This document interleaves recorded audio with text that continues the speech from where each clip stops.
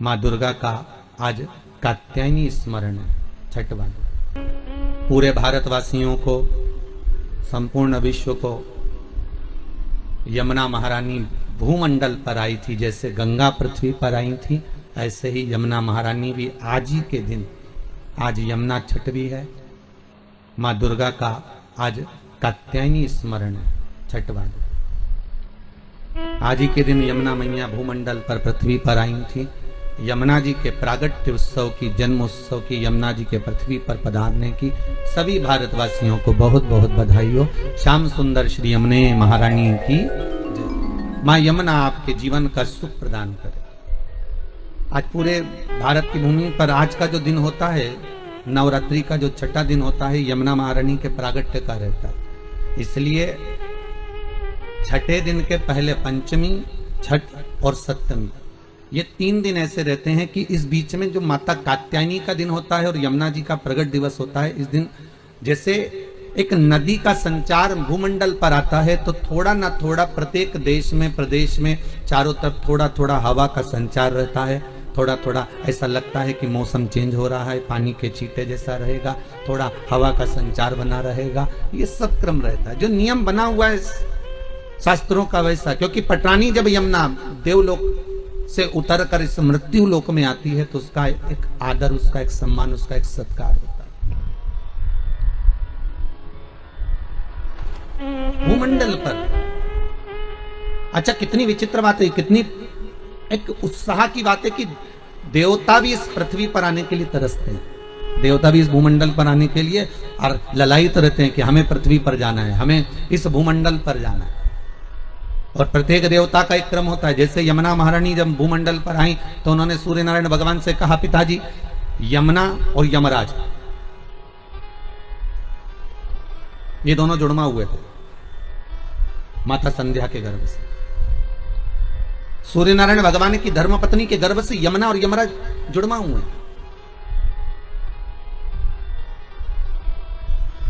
बस मात्र कुछ मिनट का अंतर है यमुना और यमराज में।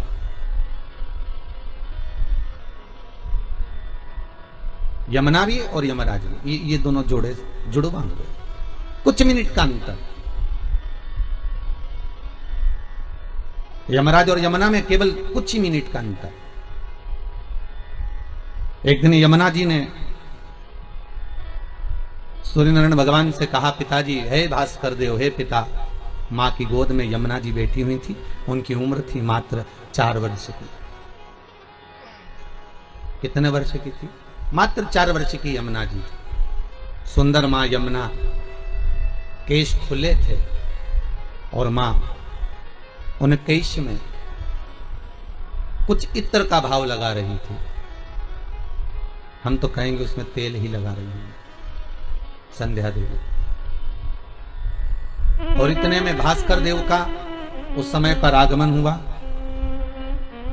सूर्य नारायण भगवान पधारे तो यमुना जी ने भास्कर देव को देखकर अपनी आंखों को बंद कर लिया। मां कहती है, आपके पिता हैं, आप नेत्र क्यों नहीं खोलती हो? आंखें खोलिए और अपने पिता का दर्शन करिए। यमुना जी ने फिर नेत्र बंद कर लिए, खोल नहीं पा रही है। यमुना जी नेत्र नहीं खोल पा रही है। और यमराज, वो भी 4 वर्ष का है। कुछ क्षण की, कुछ ही मिनट की मात्र एक दूसरे में विलंब रहा होगा जन्म में। महाराज, कालिंदी चरित्र जो गाया जाता है, कालिंदी चरित्र जो वर्णन किया जाता है, उस कालिंदी चरित्र में आता है कि यमुना कुछ ही मिनट की दूरी पर, और यमराज आया और यमराज आकर पिता की गोद में सम्मुख में पिता के सामने खड़ा हो जाता है और पिता को निहारता रहता है, दोनों आंखें खोलकर। पर यमुना नेत्र नहीं खोलती।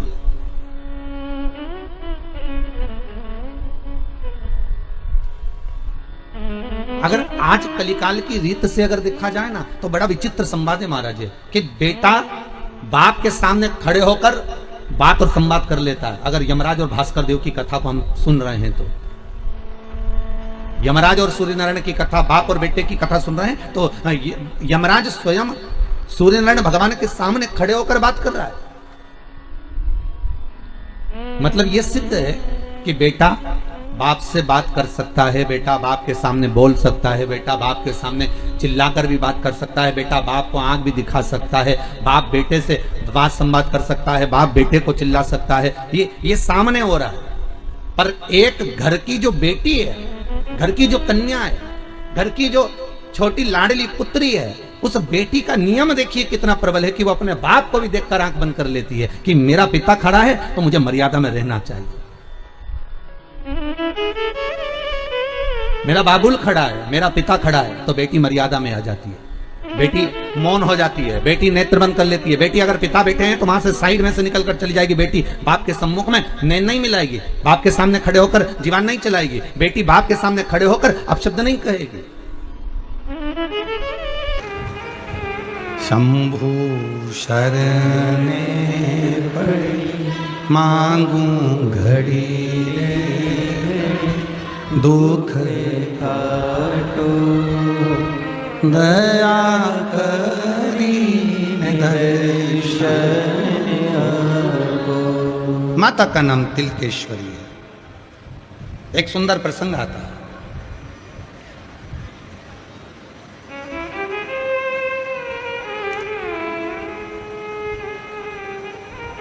बड़ा सुंदर भाव शिव महापुराण का वर्णन किया। एक रेविका नाम की शिवजी की परम भगत थी, पर वो जितना शिव का गुणगान करती थी उतना वो देवी का गुणगान करती थी। महाराज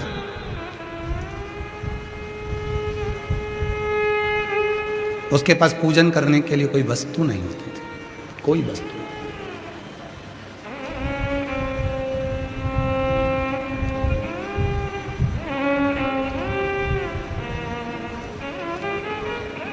माँ जगत जननी अम्बा जगदम्बा जगत धात्री दुर्गा भवानी माँ पार्वती जी शिव जी की साधना में डूबी हुई थी, और उसी समय ये रेविका पार्वती जी की साधना में डूबी हुई थी। रेविका की भक्ति बड़ी प्रबल थी। जैसे भगवान शंकर को शीतल जल पसंद है, वैसे ही जगत जननी दुर्गा भवानी को भी शीतल जल पसंद है। क्या चाहिए माता रानी को? दुनिया के लोग कहते हैं देवी जी के लिए चुनरी चाहिए, देवी जी के लिए सुहाग सामग्री चाहिए, देवी जी के लिए पुष्प चाहिए, देवी जी के लिए गजरा चाहिए, देवी जी के लिए भोग चाहिए, देवी जी के लिए सीरा चाहिए, पूड़ी चाहिए, हलवा चाहिए, माता रानी के लिए ये चाहिए वो चाहिए। पर याद रखना, शिव महापुराण की कथा कहती है जिस लड़का लड़की की शादी ना हो, 25-30 साल के हो गए, 32 साल के हो गए, 40 साल के हो गए, तो भी विवाह नहीं हो रहा, उसको एक नियम बना लेना चाहिए। नीम के पेड़ के नीचे घर में से एक लोटा जल भरकर नीम के पेड़ में चढ़ाना प्रारंभ कर दो। जो कुल की देवी होती है वो स्वयं मातृ शक्ति शीतलता धारण कर कर उसका मंगल विवाह कराई देती है। यहां तो ठीक है, अपन लोग इधर राजस्थान और मध्य प्रदेश और उत्तर प्रदेश और अपन सब इस उत्तर साइड के निवासी हैं, पर यदि दक्षिण में जाएंगे ना तो दक्षिण में देवी जी के मंदिर से ज्यादा नीम के पेड़ की पूजन होती है, माँ दुर्गा भवानी के रूप में, माँ आदिशक्ति के रूप में। माँ नीम के पेड़ को ही देवी माना जाता है, नीम के वृक्ष को ही माता माना जाता है। माता की पूजन ही नीम के वृक्ष पर। भले 25 साल हो गए, 30 साल हो गए, 35 साल हो गए, 40 साल हो गए, विवाह नहीं हो रहा, रोज एक नियम बनाओ। शंकर जी के मंदिर तो जाते ही हो जल चढ़ाने के लिए, एक लोटा जल और ले जाओ, नीम के पेड़ में डाल के आओ, मंगल विवाह के लिए। देवी को क्या प्रिय है? माता रानी को क्या प्रिय है? शिव जी को क्या प्रिय है? शंकर भगवान को एक लोटा जल, उसी तरह माता को भी एक लोटा जल। अभी नवरात्रे चल रहे हैं, आप में से कई माताएं ऐसी होंगी जो माता रानी के मंदिर जाती होंगी, एक थाली में पीतल की मूर्ति रख देते होंगे, उसमें जल चढ़ाती होंगी। कई माता ऐसी होंगी जो जल चढ़ाने के लिए माता के मंदिर जाती होंगी अभी नवरात्रे में। आप में से कई माता ऐसी होंगी जो शीतला सप्तमी के दिन माता को एक लोटा जल चढ़ाने के लिए जगत जननी के मंदिर पहुंची होंगी शीतला सप्तमी पर, शीतला अष्टमी पर गई होंगी।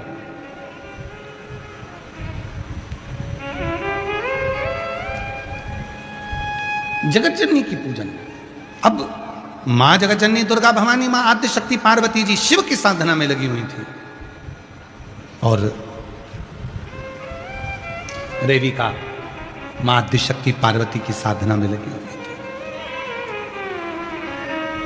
उनकी आराधना कर रहे। और मन मेरा मंदिर, आंखें दिया बाती, होठों की है तालियां, बोल फूल बाती, रोम रोम जीवा तेरा नाम पुकारती, आरती हो मैया शेरा वाली है माँ तेरी आरती, जोता वाली है माँ तेरी आरती। माँ आदिशक्ति की आराधना कर। रेविका दुर्गा भवानी की साधना में लीन थी और चली आ रही है, चली आ रही है माँ शेरा वाली, चली आ रही है, चली आ रही है, चली आ रही है माँ शेरा वाली, चली आ रही है। बोलो बोलो, चली आ रही है, चली आ रही है माँ शेरा वाली, चली आ रही है, चली आ रही है, चली आ रही है माँ शेरा वाली, चली आ रही है।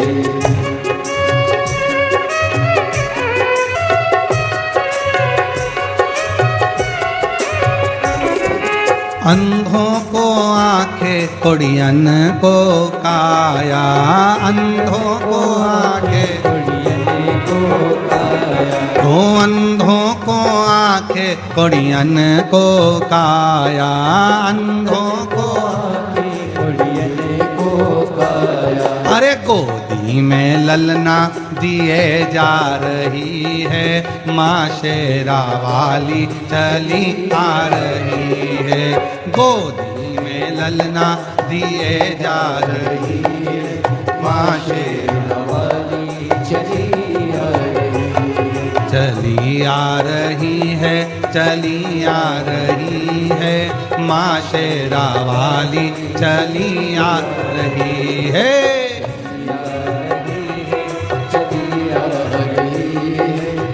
शेरा वाली, चली आ रही।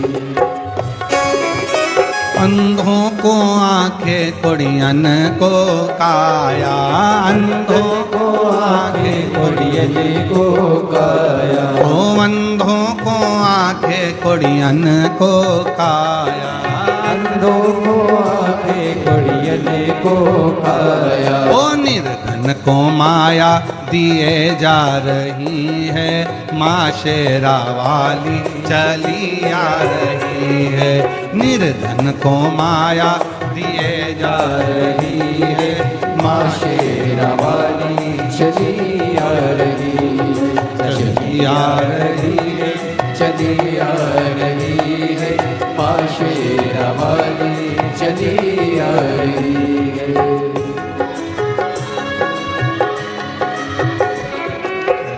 आ रही है, चली आ रही है माँ शेरा वाली, चली आ रही है, चली आ रही है, चली आ रही है माँ शेरा वाली, चली आ रही है, चली आ रही है, चली आ रही है माँ शेरा वाली, चली आ रही है, चली आ रही है, चली आ रही है माँ शेरा वाली, चली आ रही है। अपने स्थान पर बैठकर बाबा देवाधिदेव महादेव से अपने मन का भाव हृदय से प्रार्थना करें, विनय करें, निवेदन करें, विनती करें, भाव से बाबा को अपने मन का भाव कहिए, निवेदन करिए, विनती करिए।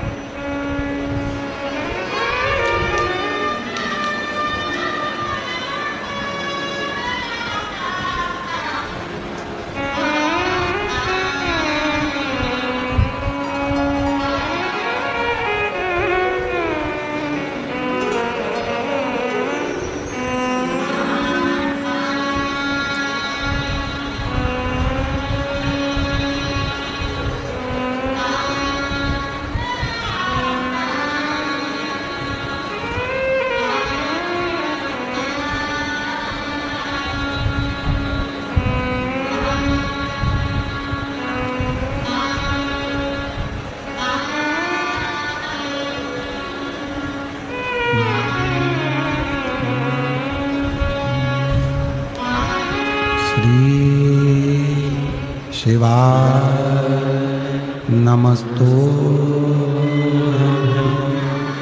श्री शिवाय नमस्तुभ्यं श्री शिवाय नमस्तुभ्यं श्री शिवाय नमस्तुभ्यं श्री शिवाय नमस्तुभ्यं भोला सब दुख काटो मारा, ओ भोला सब दुख काटो मारा। शिव शंकर जपूं तेरी माला, भोले बाबा जपूं तेरी माला, भोला सब दुख काटो मारा, ओ भोला सब दुख काटो मारा। वेश है मंगल मंगलकारी, वेश है मंगल मंगलकारी, शमशान वासी हमारा, शमशान वासी हमारा, ओ भोला सब दुख काटो मारा, ओ भोला सब दुख काटो मारा।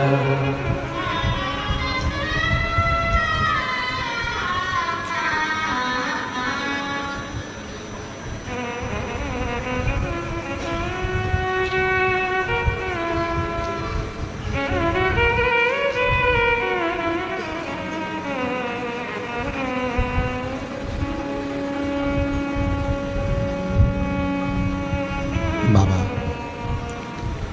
देवादिदेव महादेव भगवान शिव ओगड़दानी त्रिकालदर्शी कैलाशी विनाशी भगवान शंकर की पवित्र कथा कर रहे हैं। शिव महापुराण की कथा वर्णन कर रही है, शिव तत्व कह रहा।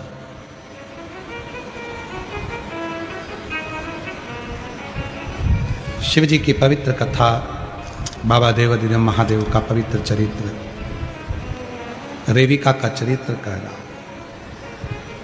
शिव साधना में मां पार्वती जी लगी हैं और रेविका मां जगतजननी दुर्गा भवानी की साधना में लगी हैं। कुछ नहीं है उसके पास।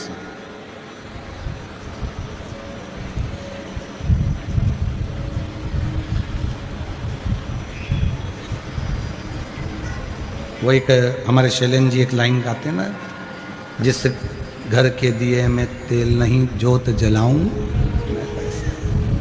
जिस घर के दिए में तेल नहीं वहाँ जोत जलाऊं कैसे।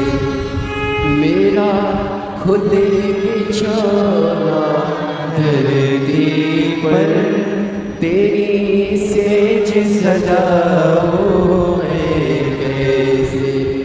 जहाँ मैं बैठा वहीं बैठ के माँ बच्चों का दिल बहला जाना। कभी फुर्सत हो तो जगदम्बे निर्धन के घर भी आ जाना। रेविका के पास में कुछ भी नहीं है, बस जल चढ़ा रही है माँ को। जैसे शिव भक्त भगवान शंकर को जल चढ़ाता है, जैसे भगवान शंकर को जल चढ़ाया जाता है, वैसे रेविका माँ जगत जननी को, जगदम्बा को, अम्बा को, भवानी को जल चढ़ा रही है। कुछ नहीं, केवल जल। और अभी आपको कथा में कहा,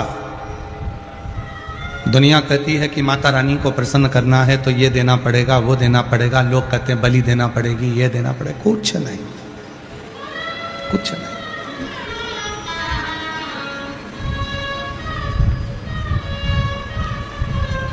कितने भी पापी हो, कितना भी गलत काम कर लिया, कितना भी बेकार काम कर लिया, तो भी शंकर के मंदिर में जब आप जल चढ़ाने के लिए जाते हो, शिव शक्ति के रूप में और शक्ति शिव के रूप में उस जल को स्वीकार कर लेते हैं, दोनों। अच्छा, एक बात पूछें, जरा सा उत्तर देना। एक छोटा सा बच्चा, पिताजी आए ऑफिस से, बच्चा पूरा गंदगी में है, दौड़कर पापा के पास आ गया। पापा ने उसको रुका, रुक रुक रुक रुक रुक, इतना गंदा हो रहा है, जा मम्मा के पास जा, जा माँ के पास जा। बच्चा गंदा हो रहा था, गंदगी उसके शरीर पर लग रही थी, पिता ने उसको माँ के पास भेज दिया। पिता ने उसको अपने पास नहीं रखा, माँ के पास भेजा। तू गंदा हो रहा है, माँ के पास। शिव जी पे जो जल चढ़ता है, भगवान शंकर पर जो हम जल चढ़ाते हैं यहाँ, वो जल पिता के पास से होता हुआ ये जो माता का हस्त कमल है, माँ जगत जननी का जो हस्त कमल है, ये जलाधारी उस पर आता है, उस पर। बच्चा गंदा है, पिता ने उसको निकाला, चल जा माँ के पास जा, इतनी गंदगी लग रही तेरे शरीर में, जा।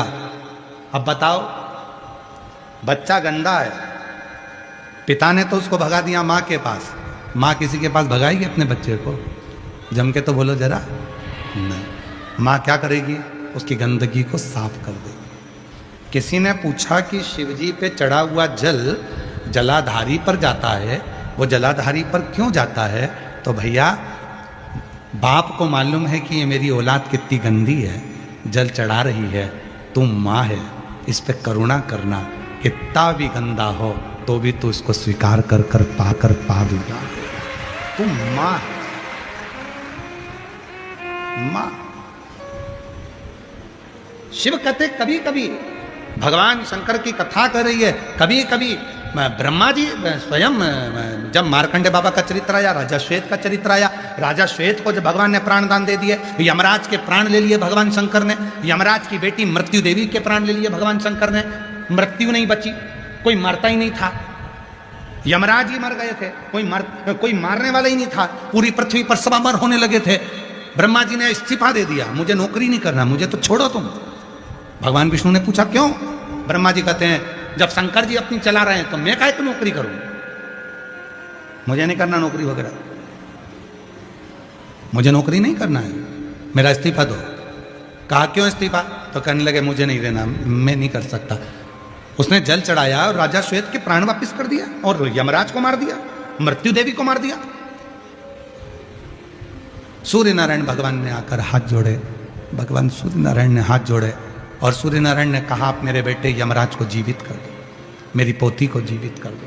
तब यमराज को भी जीवित करा, पोती को भी जीवित करा, मृत्यु देवी को भी, दोनों को जीवित करा। पर शिव जी ने ब्रह्मा और विष्णु से कह दिया, दुनिया का कोई भी व्यक्ति चाहे कितना पापी हो, अगर वो मुझे एक लोटा जल चढ़ाएगा, भले मैं नहीं दे पाऊं, पर मैं जिस हस्त कमल पर बैठा हूं, जगत जननी जगदम्बा पार्वती के, किसी को मैं दूंगा, किसी को शक्ति, किसी को शिव, दोनों मिलकर उसके दुख मिटा देंगे, किसी की नहीं सुनेंगे।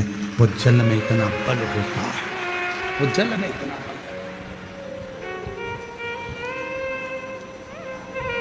किसी देवता को अलग अलग जल चढ़ाने की जरूरत ही नहीं है। जो शंकर भगवान को जल चढ़ाना प्रारंभ करता है, राम जी को भी जल मिलता है, कृष्ण जी को भी जल मिलता है, पितरों को जल मिलता है, आहूतों को जल मिलता है, वासुकों को जल मिलता है, सर्पों को जल मिलता है, किन्नरों को जल मिलता है, गंधर्वों को जल मिलता है, अप्सराओं को जल मिलता है। जो जल तुम शिव जी पे चढ़ा रहे हो, वो जल सब देवताओं को प्राप्त हो।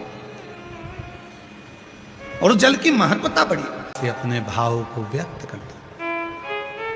देवी कहा, देवी की आराधना करती, कुछ नहीं उसके पास, कुछ भी, कुछ नहीं, केवल बिल्कुल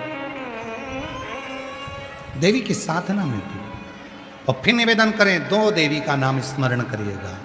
फिर से बोलेंगे, कौन सी दो माता हैं? एक, आवाज नहीं आई, जम के बोलो, अर्पणा। दूसरी तिलकेश्वरी। अर्पणा का चरित्र अभी आपको सुनाया, तिलकेश्वरी का भी स्मरण अभी आपको सुनेंगे।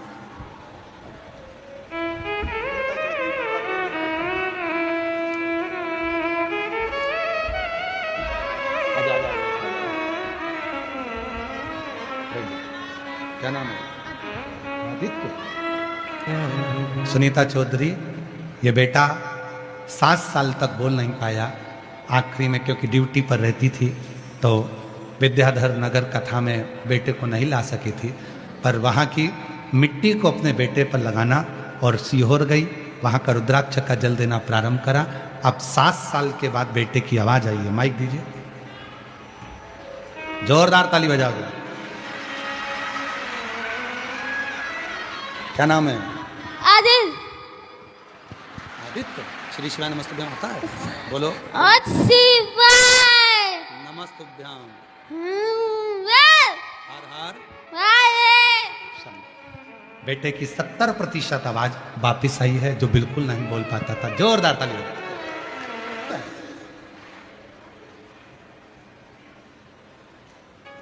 जब कथा पूरी होती है, आप जब आरती कर कर अपने घर को जाते हो, यहाँ की मिट्टी को थोड़ा सा नमन कर कर, जब हमने एक बात पहले भी कही थी कि कथा श्रवण करने आना, तो जब तक आरती ना हो तब तक अपना स्थान ना छोड़ो, उसको प्रणाम करो, उससे दिल से अपनी बात करो, नमन करो, उसको अपने मन का भाव कहकर, अपना विचार कहकर उसको। रेविका शिव की साधना में, मां जगत जननी की आराधना रेविका कर रही है। और रेविका जब माता की आराधना में डूबी, उसके पास कुछ भी पूजन के लिए, साधना के लिए, स्मरण के लिए चढ़ाने को कुछ भी नहीं, कुछ भी।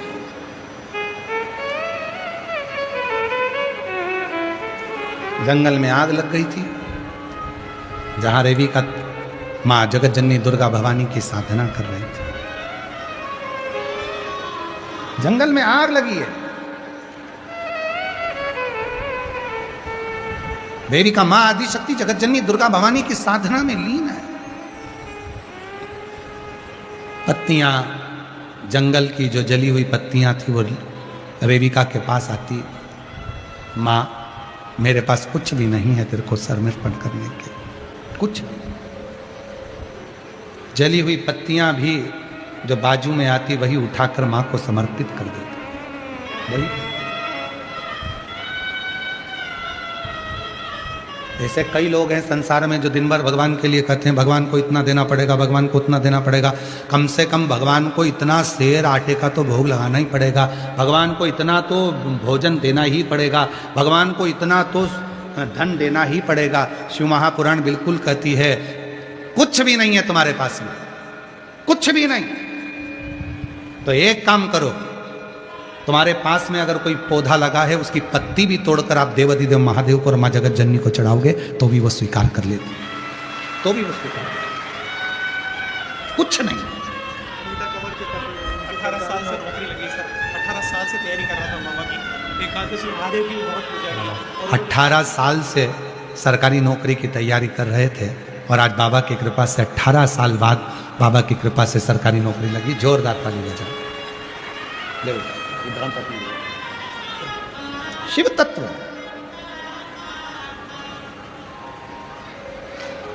जिस घर के दिए में तेरे नहीं, तेरी जोत लगाओ मेरे से, मेरा खुद तो बिछोना धरती पर, तेरी सेज सजाओ मेरे से। मेरा शिव और मेरी आद्य शक्ति मां जगत जननी इन दोनों में राजी, कुछ नहीं है। 2 हाथ, एक मस्तक, मीठी वाणी, दिल, हृदय, ये तो है ना। दे दो मां को, दे दो शिव को, प्रयास करना। आज फिर कह रहे हैं, जो पहले कहा था आज फिर कहकर जा रहे हैं।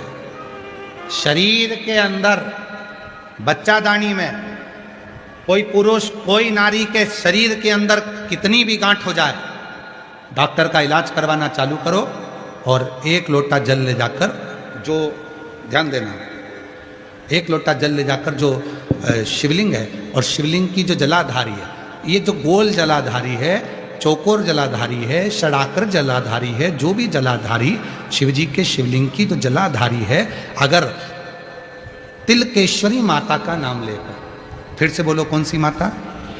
तिलकेश्वरी। डॉक्टर ने कह दिया कि चेस्ट में गठाने, डॉक्टर ने कह दिया बच्चादानी में गठाने, डॉक्टर ने कह दिया शरीर में गठाने, कोई पुरुष कोई स्त्री के पूरे शरीर में कहीं पर भी गठाने, तिलकेश्वरी माता के नाम से इस जलाधारी पर यदि हम शीतल जल माँ जगतजननी जगदम्बा को तिलकेश्वर महादेव और तिलकेश्वरी महादेवी के नाम से जब चढ़ाना प्रारंभ करते हैं और उसी जल को सेवन करते हैं और वो गठान वाली जगह पर लगाना प्रारंभ करते हैं, 20 से 22 दिन लगेंगे, धीरे धीरे वो गठान गलते गलते गलते गलते शून्य पर आ जाएगा। 2 देवता का नाम स्मरण करिएगा, कौन कौन से? तिलकेश्वर महादेव और तिलकेश्वर महादेव, तिलकेश्वरी माता और तिलकेश्वर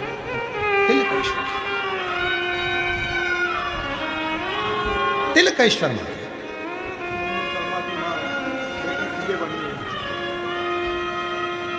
रोते नहीं माँ, रोते नहीं, खुश हो जाओ। अब तो बेटी सीए बन गई, अब क्या रोना? आओ उधर आ जाओ, रोते नहीं।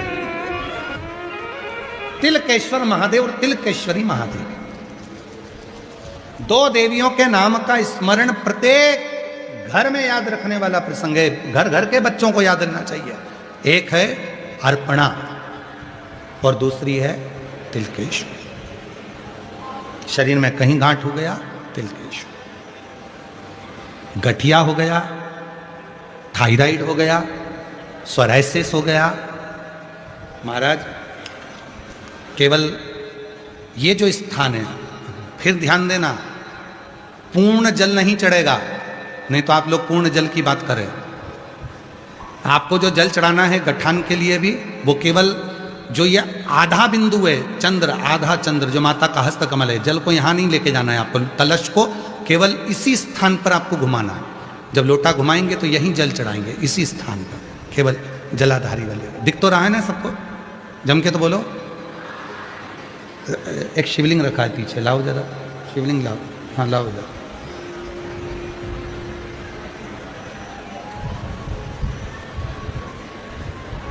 ये स्थान देखिए, ठीक है? अब आप लोगों को समझ में आ जाएगा, ठीक है? तिलकेश्वरी माता का जब नाम लेकर जो जल चढ़ाएंगे, तो जैसे ये अपना कलश है, कलश से जल चढ़ाएंगे तो यहाँ से चढ़ाएंगे और यहीं तक जाएगा। फिर जल चढ़ाकर यहीं से यहीं पर उस जल को समर्पित करते रहेंगे, तिलकेश्वरी माता का नाम लेकर, तिलकेश्वर महादेव का नाम लेकर। और नीचे कटोरी लगा कर रखें, उस जल को उसमें झेल कर लाएं और उस जल का सेवन करें। उसी तरह यदि थायराइड है, सोराइसिस है, या शरीर से जुड़ी हुई कोई भी तकलीफ अपने शरीर में आती है, तो दुर्वा, 7 दुर्वा 7 स्थान पर ऐसे रख दें और उसी जल को फिर चढ़ाएं। उसी 7 दुर्वा को लेकर आ जाएं। एक एक दिन तक एक एक दुर्वा को खाना प्रारंभ करो। फिर थायराइड की जांच करवाओ। 8 दिन 15 दिन के बाद आपको मालूम पड़ेगा कि थायराइड कंट्रोल में आ गया और आपका शरीर अच्छा काम करना प्रारंभ करेगा। सोराइसिस वालों के लिए भी विशेष। कौन सी देवी? जम के बोलो, तिलकेश्वरी माता। वर्णन आया है शिव महापुराण में, रेवी का क्या समर्पित करें, क्या आदेश है? साधना कर रही है, जो मिला वो समर्पित कर रही है, जो मिले। कभी कोई देवी देवता नहीं कहता कि मुझे इतना देना, कोई देवता नहीं कहता। शिव महापुराण की कथा तो यहाँ तक कहती है कि भगवान शंकर कभी नहीं बोले आपसे कि आप मुझे इतना दीजिए। आप तो अपना भाव, अपना दिल, हृदय। रेविका ने साधना करी, शिव प्रसन्न हो। जो रेविका ने जले हुए पेड़ की पत्तियों का अंश भी दिया है, वो भी शिव ने माँ जगतजननी को स्वीकार करने को कहा। और शिव जी, ध्यान दें, कभी कभी आप लोग जब पार्थिव शिवलिंग का पूजन करते हो ना, पार्थिव पूजन करते हो, तो पार्थिव शिवलिंग का जब पूजन करते हो तो कभी कभी काले तिल शिव जी को चढ़ाते हो। बोलो, चढ़ाते हो कि नहीं चढ़ाते हो? चढ़ाते हो ना? क्यों चढ़ाते हो? हमारे शरीर में और हमारे घर के अंदर कोई रोग बड़ा यदि प्रवेश कर रहा है तो वो रोग प्रवेश ना, रोग प्रवेश ना।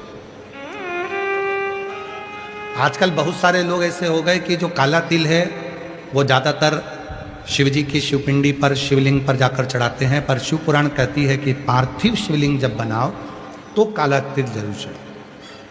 पार्थिव शिवलिंग मंदिरों में जाकर काला तिल चढ़ाने की जरूरत नहीं है। मंदिर में तो अगर आप एक तिल की दाना, केवल एक काला तिल भी अगर समर्पित कर देते हो तो बहुत है। एक चावल का दाना भी समर्पित कर देते हो तो बहुत है। पर जब पार्थिव पूजन कर रहे हो, पार्थिव शिवलिंग का निर्माण कर रहे हो, किसी रोग के लिए, बीमारी के लिए, कोई दुख के लिए, कोई तकलीफ के लिए, तो उसको, हमारे जैसे शरीर में तिल की महत्वता होती है ना, सबके शरीर में तिल है। स्वयं भगवान देवादिदेव महादेव ने भी माता पार्वती को तिलकेश्वरी कहा है, क्योंकि उनके शरीर पर तिल का स्मरण करा। जो काली जो पत्तियां जल गई थी, वो जली हुई पत्ती जो चढ़ाई गई देविका ने जो चढ़ाई, उसके कारण पार्वती को तिलकेश्वरी कहा गया। और कितना महत्व है तिल का। पीठ पर अगर तिल होता है तो गुस्सा आता है, गालों पर यदि तिल होता है तो सुख समृद्धि देता है, हाथ पर अगर तिल देता है तो अन्नपूर्णा देता है, हथेली पर अगर तिल होता है तो हमको वैभव लक्ष्मी देता है, और महाराज पैरों पर अगर तिल होता है तो अटल लक्ष्मी का निवास देता है। कितना तिल का महत्व हमारे यहाँ कहा गया, कितना तिल।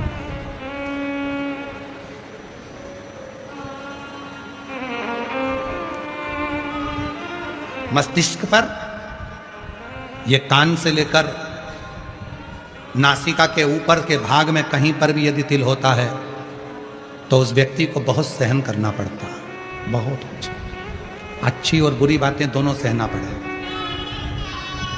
बहुत कुछ सहना पड़े। तिलकेश्वरी माता का स्मरण शिव महापुराण की कथा वर्णन करती है। शिव जी स्वयं आनंद के साथ अर्पण और तिलकेश्वरी का स्मरण करा। शिव केवल एक भक्ति के बल पर, जैसे रेविका ने भगवान शंकर को प्राप्त करा, उसमें क्या दिया भगवान को, क्या प्रदान करा, कुछ भी नहीं। क्या भगवान को देती है रेविका, कुछ नहीं। क्या मां जगत जननी को देती है रेविका, कुछ नहीं, केवल एक जली हुई पत्ती का भाव। तुम महादेव नमन चरणों में स्वीकार कीजिए, सबका किया है मेरा भी उद्धार कीजिए, उद्धार कीजिए। हे त्रिपुंडधारी, हे क्षुधारी, चरणों में तेरे बाबा जी पावन है चारों धाम। चरणों में तेरे बाबा जी पावन है चारों धाम। तेरी देव करते वंदना, पूजे सीतारा, हो जाए पूरी कामना, हो जाए पूरी कामना। उपकार कीजिए सबका किया है मेरा भी उद्धार कीजिए, उद्धार कीजिए। बाबा को नमन करो। 8 वर्ष के बाद हुआ है, एक बार जोरदार ताली बजाकर स्वीकार। प्रणाम करो, प्रणाम करो बाबा को।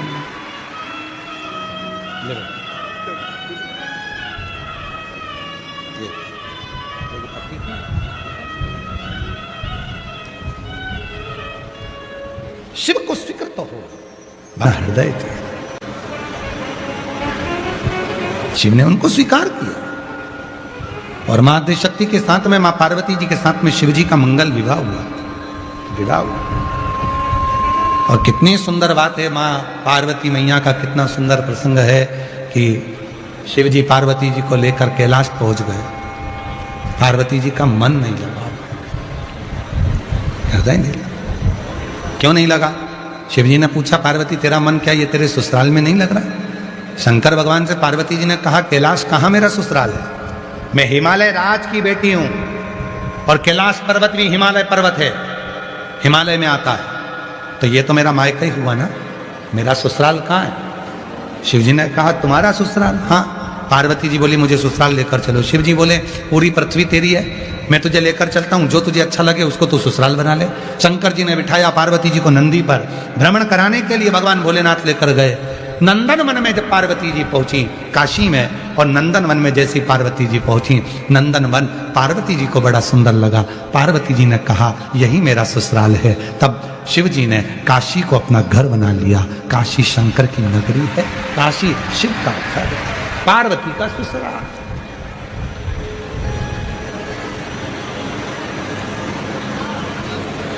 तो जितना शिव काशी में रहते हैं उतना ही मां जगत जननी पार्वती जी भी काशी में निवास करती, अन्नपूर्णा है। मां जगत जननी जगदम्बा अम्बा पार्वती जी भी काशी में निवास करती, अन्नपूर्णा के लिए काशी। महाराज कल कथा में वर्णन किया था कि शिव की पूजन के लिए कोई उम्र की जरूरत नहीं होती, और शिव की पूजन के लिए कोई समय की जरूरत नहीं होती। कोई आपसे कहे कि केवल भगवान शंकर की पूजन सुबह होती है, दोपहर में होती है, या शाम को प्रदोष काल में होती है, या रात्रि को होती है, पर शिव महापुराण की कथा कहती है हर पल, हर घड़ी, हर क्षण भगवान को पूजन करने के लिए, या शिव जी की आराधना के लिए, या साधना के लिए कोई समय नहीं देखा जाता। जो समय आपको मिले और जिस समय आप भगवान शिव की आराधना साधना कर सके।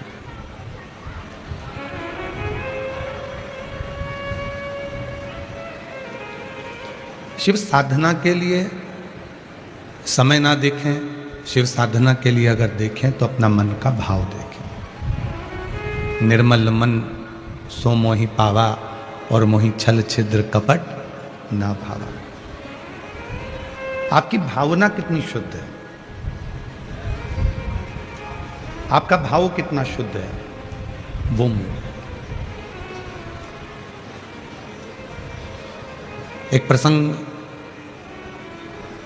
शिव महापुराण के कौमारे खंड में मिलता है। एक गांव में रहने वाली एक बुजुर्ग मां रोज एक पानी का लोटा लेकर शिव जी के मंदिर में जाती है।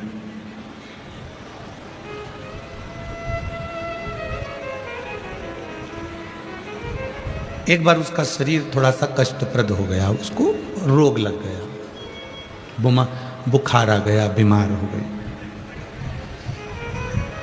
अच्छा, कई लोग कहते हैं कि भगवान तुमने हमको ये दुख दे दिया, ये तकलीफ दे दी।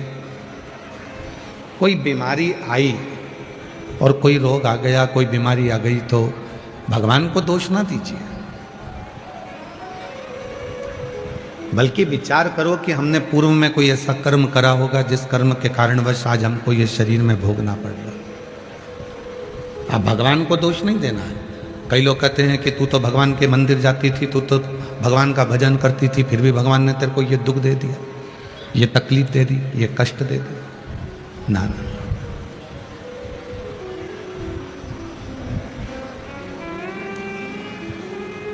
कई लोगों के मन में एक भ्रम उत्पन्न हो जाता है कि हम मंदिर जा रहे हैं तो भगवान हमको दुख नहीं देगा,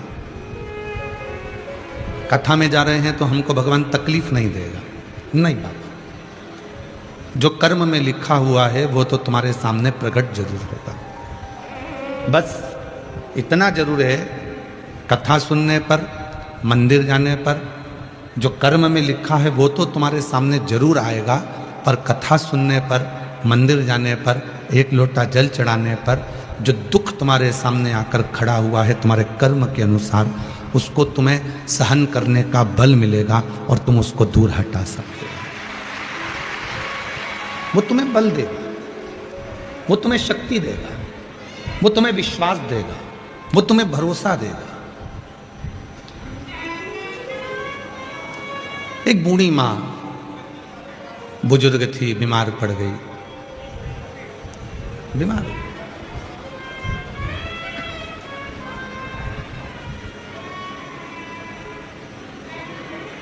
जिस पात्र से रोज भगवान को जल चढ़ाती थी वो पात्र 3-4 दिन से धुला नहीं था, साफ नहीं था। और उस पात्र को लेकर जैसे ही शरीर थोड़ा सा ठीक लगा, पात्र लेकर वो मंदिर चली गई। शिव जी के मंदिर में जैसे ही जल चढ़ा रही थी कि पुजारी जी ने उसको रोक लिया, महाराज जी ने उसको रोक लिया। ए, बूढ़ी हो गई, तेरे में अकल नहीं है क्या? इतनी उम्र हो गई है, तेरे में विवेक नहीं है क्या? तेरी बुद्धि कहीं मारी गई है? तेरे में सूझबूझ नहीं पड़ती? कितना गंदा पात्र है, कितना गंदा बर्तन है, और उससे तू शिव जी पे जल चढ़ा रही है। बूढ़ी मां का जो पात्र था, जो बर्तन था, शिव पुराण का कौमार्य खंड कहता है, उस पुजारी ने उस पात्र को लेकर फेंक दिया। इतना गंदा पात्र, इतना गंदा बर्तन, और तू उसी से भगवान को नहला रही है, उसी से भगवान को जल चढ़ा रही है। पात्र लेकर बाहर फेंका। बूढ़ी मां ने पात्र उठाया, वापिस घर जाने लगी। बाबा, मेरा शरीर ठीक नहीं था, इसलिए मैंने 2-3 दिन से इस बर्तन को साफ नहीं किया था।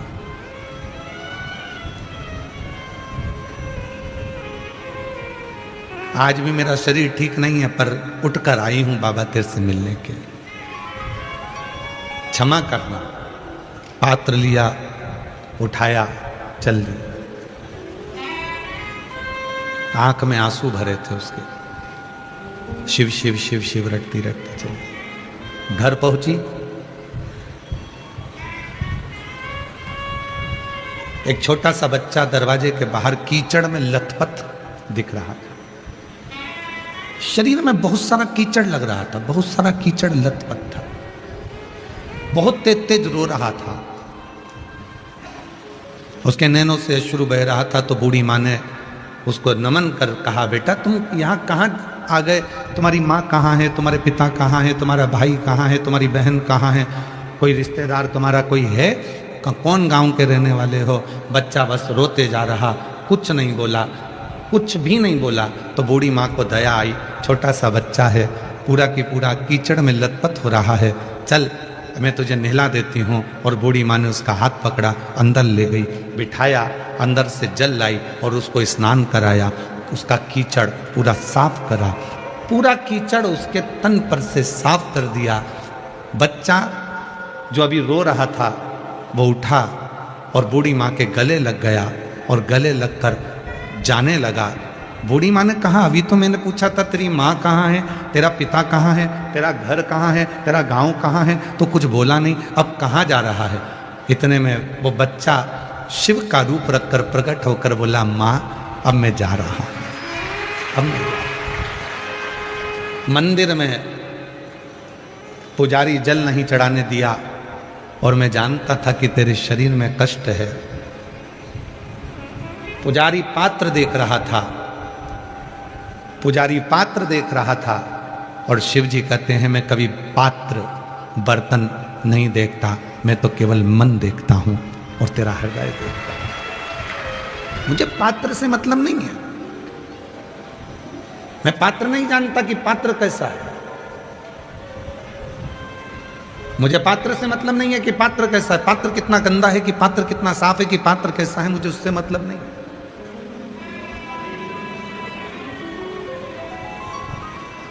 मुझे उससे मतलब नहीं है।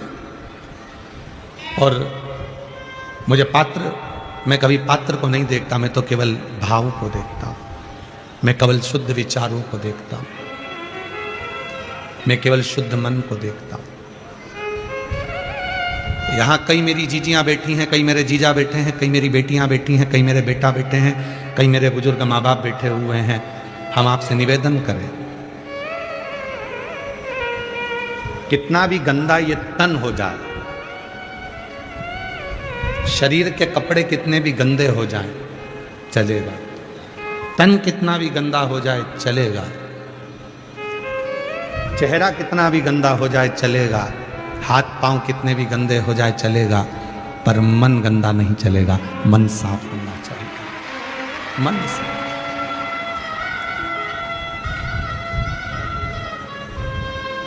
तेरी कृपा बिना न हिले एक भी अणु, लेते हैं श्वास तेरी कृपा से तनु। बखान क्या करूं मैं राखों के ढेर का, चपटी भभूत में खजाना कुबेर का। हे गंगाधार मुक्ति द्वार ओमकार तू, भोले ओमकार तू। आयो शरण तिहारी शंभु तार कर तू। पात्र गंदा है चलेगा, चल जाएगा। पात्र मट्टी का है चलेगा, पात्र चांदी का है चलेगा, पात्र पीतल का है चलेगा, पात्र तांबे का है चलेगा। और यहाँ तक शिव महापुराण की कथा कहती है अगर पात्र नहीं भी है तो अपने आप को इतना पात्रवान बनाओ, इतना चरित्रवान बनाओ कि शिव पात्र भी ना देखें और आपको देखकर आपका कल्याण कर दे। इतना पात्र,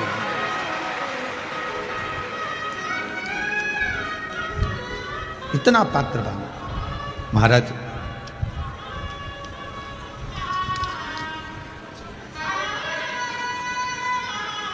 दो चीजें चंचल कभी नहीं चलती, एक चंचल मन, एक चंचल नार। एक चंचल मन भी नहीं चलता और एक चंचल नार, चंचल स्त्री भी नहीं चलती, चंचल नार भी नहीं चलती। महाराज चंचल नार सांझे का व्यापार, जमीन बेचकर कार और पति पत्नी का कच्चा प्यार, ये कभी सफल नहीं होगा, याद रखो।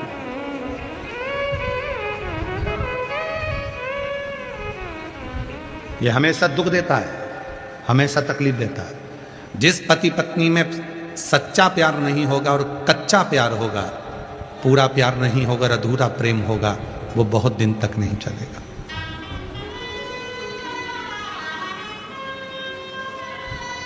सांझे का व्यापार, व्यापार कर रहे हो छोटा कर लो, थोड़ा कर लो, पर यदि सांझा कर रहे हो तो एक ना एक दिन वो सांझे का व्यापार तुम्हें दुख जरूर देगा। छोटा व्यापार कर लो, थोड़ा व्यापार कर लो, और सांझे का भी जो व्यापार होता है वो दुख जरूर देता है।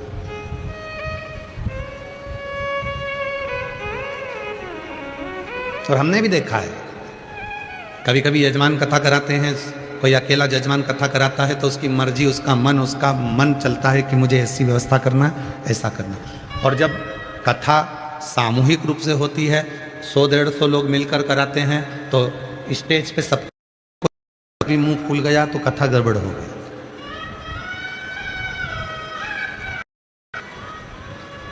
अरे गुरुजी उनकी पत्नी है, बुरा लग जाएगा, चलो अंदर चलो ठीक है। अरे गुरुजी उनका काका जी है, अंदर। सांझे व्यापार, चंचल नार, जमीन कर कार, और पति पत्नी में प्यार, ये हमेशा दुख ही देता है, कभी सुख नहीं दे सकता। ये सुख नहीं देगा। जहां चंचल मन हुआ और चंचल विचार हुए, चंचल सोच हुई, थोड़ी देर में मन लग रहा है, थोड़ी देर में ऐसा लगा शिव जी हैं, शंकर भगवान हैं, मैं शंकर जी पे भरोसा करती हूँ, मैं शिव जी पे विश्वास करती हूँ, और शंकर जी ने जरा सा काम नहीं करा तो इतनी देर में फिर दूसरी जगह चली गई, मैं वहाँ जाऊँगी, वहाँ पर नारियल ले गई, गेहूँ के दाने ले गई, वहाँ देवी देवता घूम रहे थे, वहाँ जाकर पूछ लिया कि बताओ मेरे घर में है, तो इतने में जिसको शरीर में आ रहा था उसने कह दिया तेरे ही घर में है, जिसने करा है तेरे ही घर में है। तो अब समझ में आया कि मेरे घर में एक मेरी ननंद है, मतलब ये तीनों मेरे ऊपर कुछ ना कुछ करती ही रहती है 24 घंटे। वो घर टूट गया, वो प्यार टूट गया। 2 मिनट अंदर किसी ने कह दिया कि तुम्हारे घर के अंदर ही है जिसने तेरे को बीमार कर रखा है, तेरे जीवन में ऐसा कर रखा है, तेरे बच्चों की शादी क्यों नहीं हो रही है, मतलब तेरे घर में कोई ऐसा है जिसने वो शादी को बांध रखा है, तेरे घर में कोई ऐसा है जिसने तेरे व्यापार को बांध रखा है, तेरे घर में ऐसा है जिसने तेरे उन्नति को बांध रखा है। तो गुरुजी तुम खोल दो। जब तुम कह रहे हो कि बांध रखा है घर के लोगों ने, तो तुम चलो खोल दो। अरे गुरुजी से अब नहीं बोले तो अच्छा है।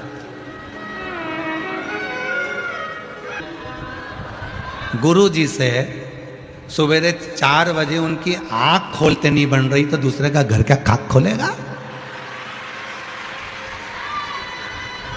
ऐसा ऐसा गुरुजी है, सवेरे आराम से 8-9 बजे ला चाय लिया पी पुआ के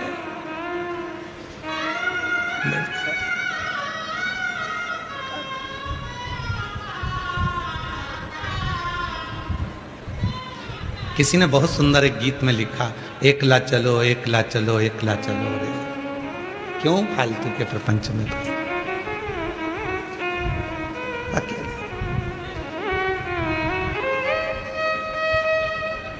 एक बार हम गया जी गए थे, तो गया जी के स्टेशन पे लिखा था, हमने ये बात आशीष को कदम कितनी बार सुना दी, और आशीष हमेशा कहता है गुरुजी तुम ये बात मेरे को कितनी बार कह चुके हो। गया जी के स्टेशन पे एक बात लिखी थी कि 4 मूर्खों के साथ सफर करने से अच्छा है कि अकेले सफर करो। अकेले सिंगल, किसी की मत सुनो। जितनी जगह जाओगे उतनी जगह तुम्हारा घर तोड़ देंगे, जितनी जगह जाओगे उतनी जगह तुम्हें तकलीफ आएगी। तेरा घर तेरे घर के लोगों ने बांधा है, तेरी तरक्की तेरे घर के लोगों ने बांधी है, तेरी उन्नति तेरे घर के लोगों ने बांधी है। याद रखना, शिव महापुराण की कथा कहती है, भगवान शंकर का चरित्र कहता, शिव जी ने खुद अपनी वाणी में कहा है, पार्वती तू मेरे बच्चे, मेरी बहुएं, मेरे नाती पंती। शिव जी के कितने नाती पंती, कितना बड़ा परिवार है शंकर जी का। शंकर जी की बेटे गणेश जी की धर्म पत्नी रिद्धि सिद्धि, रिद्धि सिद्धि के पुत्र शुभ लाभ, शुभ लाभ के पुत्र अमोद प्रमोद, अमोद प्रमोद के बच्चे दाता विधाता। कितना दादा परदादा शंकर जी बनकर बैठे, और शिव जी कहते हैं मैंने पूरे परिवार को अपने साथ में जोड़कर रखा। दुनिया का कोई व्यक्ति कह दे कि तेरी भाभी बुरी है, तेरा भाई बुरा है, तेरे रिश्ते बुरे हैं, तेरे नाते बुरे हैं, अपने मन में खोट उत्पन्न मत करना, कह देना उनके कर्म दंड वो भोगेगा। करने दो गुरुजी, हम तो शिव जी को एक लोटा जल चढ़ाएंगे, मेरा बाबा सारी समस्या काट देगा। ना मेरी जेठानी बुरी है, ना मेरी देवरानी बुरी है, ना मेरी सास बुरी है, ना मेरा ससुर बुरा है, ना मेरी ननन बुरी है, ना मेरा नंदोई बुरा है। बुरा कौन? जो बुरे विचार अपने भीतर लेकर आए, जो बुरी सोच लेकर आए। और इस पत्र का प्रमाण जो हम कर रहे हैं, इसका प्रमाण एक पत्र में है, देखिए।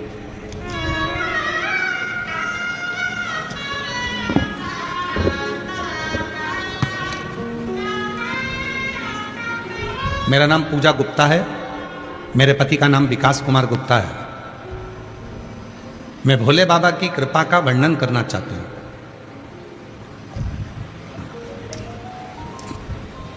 गुरुजी, मेरा नाम पूजा गुप्ता, मेरे पति का नाम विकास कुमार गुप्ता। कहीं बैठे हों तो आ सकते हैं। गंगापुर सिटी, सवाई माधोपुर, राजस्थान से आए। गंगापुर सिटी, सवाई माधोपुर, राजस्थान से आए। कहीं बैठे हों तो आ सकते हैं। गुरुजी, मेरे बच्चे को जनवरी 2025 में एक बीमारी हो गई, जिसमें उसके शरीर की पूरी चमड़ी सफ़ेद हो गई। उसके चर्म रोग हो गया, जिससे पूरी चमड़ी उसकी सफ़ेद हो गई। गुरुदेव, डॉक्टरों का इलाज करवाया, परंतु 2 से 3 डॉक्टरों को दिखाया, परंतु कोई आराम नहीं दिखा, कोई आराम नहीं दिखा। अंत में गुरुजी और भी जगह जाकर दिखाया, सबने एक बात कही कि तेरे घर के लोग कुछ कर दिए, तेरे परिवार के लोग कुछ कर दिए, तेरे कुछ कर दिया। गुरुजी, मैंने भरोसा नहीं किया। क्या मेरे घर के लोग इतने छोटे बच्चे का जीवन नाश कर सकते हैं क्या? मैं नहीं मानी। और फिर किसी ने कहा कि तू एक काम कर, और बताने वाला कोई दूसरा नहीं था, मेरी ही जेठानी, जिस पे लोगों ने इल्जाम लगाया, वही कह दिए कि तुम एक काम करो कि तुम शिव के मंदिर जाकर एक लोटा जल चढ़ाना प्रारंभ करो।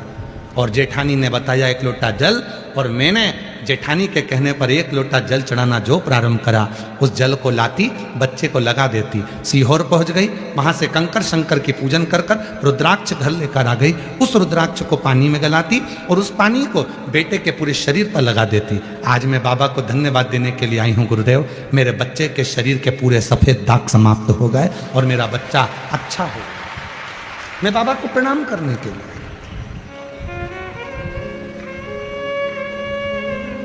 और तेरी कृपा बिना न हिले एक भी अणु। कहे लोग, कहने दो, दुनिया के लोग कहेंगे तेरे परिवार वालों ने कुछ करा है, दुनिया के लोग कहेंगे तेरे रिश्तेदार ने कुछ करा है, दुनिया के लोग कहेंगे तेरे उसने ये कुछ करा है। ना ना ना, तुम अपने मन में यह भाव कभी लेकर मत आना कि किसी ने तुम्हारा बुरा करा है। बुरा करने वाला संसार में कोई पैदा नहीं हुआ। अपना बुरा केवल अपन ही कर सकते हैं। जब आप गलत सोचोगे तो तुम्हारा गलत होना चालू हो जाएगा, तुम अच्छा सोचोगे तुम्हारा अच्छा होना प्रारंभ हो जाएगा, तुम अच्छे विचार लेकर आओगे तुम्हारा अच्छा होना चालू हो जाएगा। कोई कह दे, कितने भी देवी देवता के पास जाओ और वो तुमसे कह दे कि तेरे परिवार वालों ने करा है, तो उसके हाथ जोड़ कर कहना मेरा परिवार ऐसा नहीं है, सब बहुत अच्छे हैं, बहुत सम्मान देते हैं। और परिवार के प्रति जब तुम अच्छा बोलना चालू करोगे तो तुम्हारे घर में अपने आप पॉजिटिव ऊर्जा आना प्रारंभ हो जाएगी और तुम्हारा घर अपने आप सुधरना प्रारंभ हो जाएगा अपने आप। कई लोग ऐसे हैं जिनके घर फूट गए। कोई ने कह दिया तेरी बहू ने तो कुछ करा है, कोई ने कह दिया तेरी सास ने कुछ करा है। बहू और सास का एक दूसरे से बैर हो गया, एक दूसरे से। इसीलिए शिव महापुराण की कथा कह रही है, पात्र गंदा होगा चलेगा, कपड़ा गंदा होगा चलेगा, चेहरा गंदा होगा चलेगा, हाथ पैर गंदे होंगे चलेगा। याद रखना, अपने कपड़े गंदे होगा चलेगा पर मन गंदा मत होने देना, क्योंकि शिव मन से मिलता है, शिव दिखावे से या पात्र से या बर्तन से नहीं। ये तो हमने बनाया।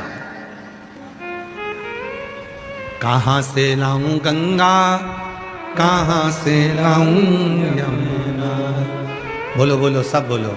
कहां से लाऊं गंगा, कहां से लाऊं यमुना, कहां से लाऊं सरयू आपार पड़ी रे, कहां से लाऊं सरयू अपार पड़ी रे। ओ भोले तेरी सेवा हमसे ना बनी रे, शिव शंकर तेरी सेवा हमसे ना बनी रे। कहां से लाऊं लड्डू, कहां से लाऊं पेड़ा, कहां से लाऊं लड्डू, कहां से लाऊं पेड़ा, कहां से लाऊं बर्फी वो शक्कर चढ़ी रे, कहां से लाऊं बर्फी वो शक्कर चढ़ी रे। ओ भोले तेरी सेवा हमसे ना बनी रे, हमसे ना बनी, हमसे ना बनी रे। ओ भोले तेरी सेवा हमसे ना बनी रे। ये सामर्थ्यता हमारी नहीं कि हम शिव को रिझा लें।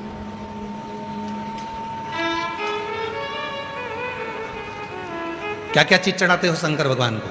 चलो बोलते जाओ जरा। जयपुर वाली जीजियों और मेरे जीजाओं, मेरी बेटियों, मेरे बेटाओं, मेरी माताएं, मेरे बुजुर्ग माँ बाप, सब बोलना शिव जी को क्या क्या सामान चढ़ाते हो? जल, दूध, चावल, धतूरा, बेलपत्र, शमीपत्र, चंदन, लाल चंदन, पीला चंदन, शहद, दही, घी, शक्कर, काला तिल, मूंग, काली मिर्च, सब शिव जी को चढ़ाते हो। कमलगट्टा सब शिव जी, दुर्वा शिव जी को, कनेर का फूल शिव जी को, आग का फूल शिव जी।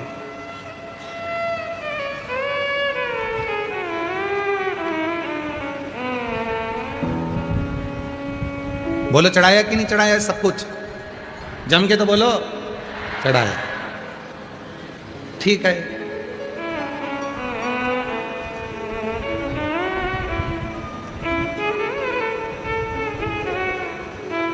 सब कुछ चढ़ाया। और यदि तुमने बेलपत्र चढ़ाई और विश्वास ही नहीं चढ़ाया तो वह बेलपत्र असर करेगी। जम के बोलो कनेर का फूल चढ़ाया और तुमने विश्वास रखकर नहीं चढ़ाया तो वो कनेर का फूल असर करेगा नहीं। दुर्वा असर करेगी नहीं। पहले दवाई अगर तुम खा रहे हो किसी डॉक्टर की तो पहले डॉक्टर पर विश्वास होना जरूरी है।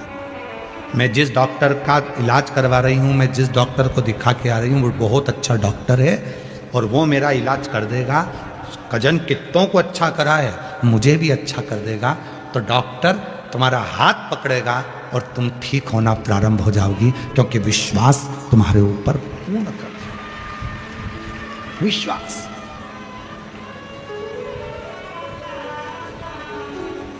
एक डॉक्टर और एक शिव, ये दोनों, शिव भी डॉक्टर है और डॉक्टर भी शिव है। हम डॉक्टर को शंकर कहते हैं और शंकर को डॉक्टर कहते हैं।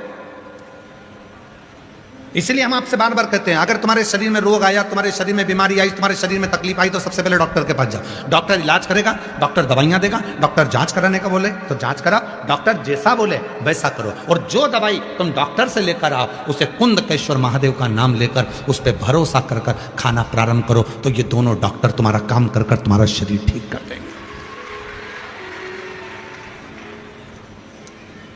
दवाई,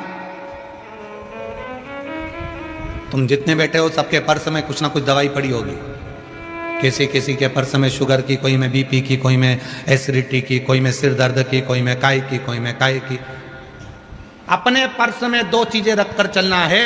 अगर दवाई लेकर तुम अपने पर्स में जा रहे हो तो शिव की दुआ लेकर भी अपने पर्स में जरूर जाओ। दवा और दुआ ये दोनों एक साथ होगी तो जीवन सफल हो जाएगा। दवाई और दुआ।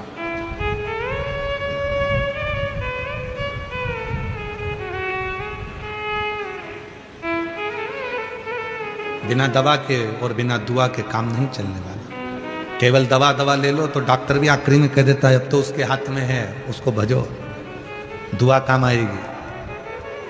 और केवल दुआ दुआ से काम नहीं चलेगा तो दुआ वाला भी कह देगा थोड़ा डॉक्टर की दवा ले लो, दोनों से काम चलेगा। दवा भी चाहिए और दुआ भी चाहिए। इसलिए डॉक्टर शिव है और शिव ही डॉक्टर है, दोनों को निभा।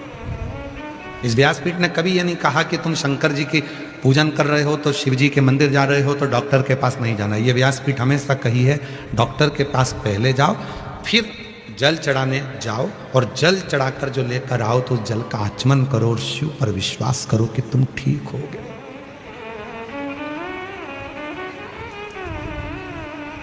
एक पत्र है, अच्छा है, देखिए।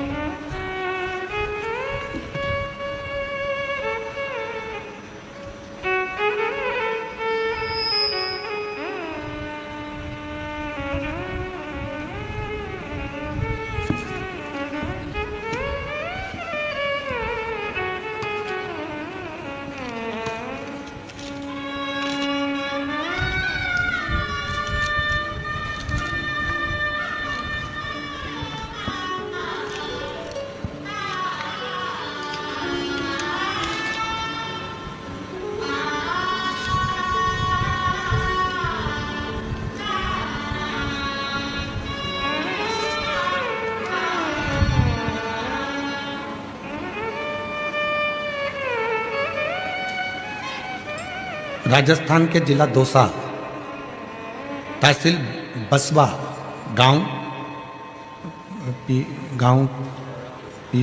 पीथू पाड़ा है कि पीयू पाड़ा है। चलो तुम लोग पढ़ लो जो लिखा है, ठीक है? पढ़ लिया, ठीक है? तुम समझ गए, बस तुम्हारा समझना जरूरी है, ठीक है? कला की रहने वाली हूँ, मेरा नाम पुष्पा शर्मा है। मेरे दिसंबर के महीने में 1 तारीख 2024 को मेरे स्तन में अचानक एक गांठ हो गई।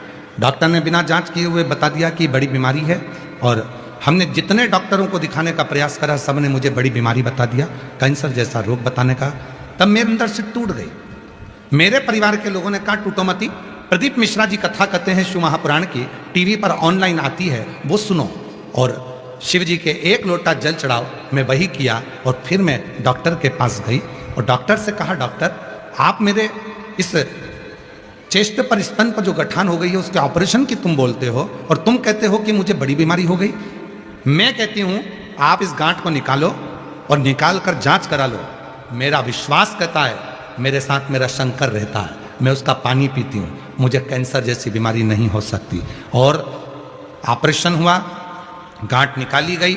जितने हॉस्पिटल में दिखाई थी पहले सबने कहा था कि बड़ी बीमारी है, और गांठ निकालकर जब उस गांठ को जांच के लिए बाहर भेजा गया तो रिपोर्ट आई कि मेरे शरीर में कोई बड़ी बीमारी नहीं है, सारी रिपोर्ट नॉर्मल थी और मैं डर रही थी। पर मेरे परिवार के लोगों ने कहा वो सीहोर वाला बाबा कथा करता है, पंडित प्रदीप मिश्रा जी शिव पुराण की कथा करते हैं, टीवी पर ऑनलाइन आती है, वो सुनो और शिव जी के 1 लोटा जल चढ़ाओ। मैंने वही किया और फिर मैं डॉक्टर के पास चली गई और इलाज कर। तुमने सोच लिया था कि मुझे बीमारी नहीं है, तो बीमारी नहीं थी, और तुमने सोच लिया। आप में कई माताएं ऐसी बैठी हुई हैं जो दिन भर ये सोचती हैं जरा सा घुटने में दर्द हुआ, कहीं मुझे घुटना तो नहीं बदलना पड़ेगा, मेरे जरा सा घुटने में दर्द हुआ कहीं मेरा घुटना तो नहीं बदलना पड़ेगा, मेरी लीवर में तकलीफ हो गई कहीं लीवर तो डैमेज नहीं हो गया, कहीं किडनी में तकलीफ हो गई किडनी तो बेकार नहीं हो गई, कहीं मेरे पीठ में दर्द हो गया तो मेरे कहीं गुड़िया तो खराब नहीं हो गए। भीतर सोचते सोचते सोचते सोचते जब तुम गंदा विचार तुम्हारे अंदर लेकर आने लगते हो कि मुझे ये बीमारी तो नहीं हो गई, मुझे ये बीमारी तो नहीं हो गई, मुझे ये बीमारी तो नहीं हो गई, तो वो बीमारी तुमको पकड़ लेती है और फिर तुम उस बीमारी से ग्रसित हो जाते हो। और किसी को यदि कैंसर जैसी भी बीमारी है, लीवर किडनी भी खराब हो गया, कुछ भी बीमारी हो गई, और तुमने सोच लिया कि मैं शंकर भगवान को 1 लोटा जल चढ़ाती हूँ, जल पीती हूँ, बेलपत्र खाती हूँ, शिव जी पर मेरा भरोसा है। मैं सीहोर गई थी और सीहोर जाकर मैं कंकर शंकर की पूजन कर रुद्राक्ष लेकर आई हूँ, उस रुद्राक्ष का जल मैं पी रही हूँ और मुझे विश्वास है कि मेरी बीमारी मुझे है ही नहीं। तो 1 महीने बाद जांच कराना, वो बीमारी तुम्हारे शरीर में रहेगी ही नहीं, धीरे धीरे धीरे धीरे वो समाप्त हो। क्यों? क्योंकि हम लोग भजन में तो गाते हैं पर हम उसका अनुभव नहीं करते। भजन में क्या गाते हैं? मानो तुम्हें गंगा ना मानो तो बह। हम भजन में तो गा रहे हैं कि मानो तो गंगा माँ हूं और ना मानो तो बहता हुआ पानी हूं। उसी तरह मानो तो ये बीमारी है और ना मानो तो ये निकल गई बहता हुआ पानी। अर्थात शरीर में रोग आया और तुमने दवाइयां ली, डॉक्टर को दिखाया, साथ में तुमने ये अनुभव कर लिया मैंने शंकर की कथा सुन रही हूँ, मैं रोज टीवी के सामने बैठकर कथा सुनती हूँ, मैं रोज बाबा को जल चढ़ाती हूँ, मैं रोज भगवान शंकर की स्मरण करती हूँ, मुझे ये बीमारी नहीं रहेगी, नहीं रहेगी। छाती ठोक कर कहो कि मुझे ये बीमारी नहीं रहेगी। आज डॉक्टर भले बोल रहा है पर 2 महीना, 4 महीना, 6 महीने में मैं ठीक होकर बताऊंगी और तुम ठीक हो जाओगे। कई माताएं कहती है 23 साल हो गए गुरुजी, 24 साल हो गए गुरुजी, 15 साल हो गए गुरुजी, बच्चा नहीं है, डॉक्टर ने मना कर दिया। हम कहते हैं पंडाल में बैठकर कथा सुनो, टीवी के सामने कथा सुनो। एक बार सीहोर जाओ, कुबेरेश्वर बाबा के धाम पर जाकर कंकर शंकर की पूजन करो, 5 कंकर रखो, उसमें से 1 कंकर उठाकर लेकर आओ और अपने बाबा को रोज जल चढ़ाकर उस जल का आचमन पति और पत्नी दोनों करो। सफेद आंकड़े की जड़ का प्रयोग करो, पशुपति व्रत करो। कई माता कहती हमने 4 बार कर लिया, 5 बार कर लिया, करो, हर 2 महीने में करो और उसका पीछा पकड़ कर रखो। गाय दरवाजे पर आती है, खड़ी होती है, भले तुम रोटी दो मत दो पर वो तुम्हारे दरवाजे पर जरूर आएगी। जब 15-20 बार आएगी तो एक दिन तुम्हारा भी मन कर जाएगा रे गाय को रोटी दे ही दो। उसी तरह तुम जब हर बार पशुपति व्रत, सफेद आंकड़े की जड़ का प्रयोग और शंकर जी की कथा सुनते रहोगे तो एक दिन तो मेरा कुबेरेश्वर बाबा तेरी झोली में संतान दे ही देगा, ये निश्चित है। भरोसा प्रबल करो।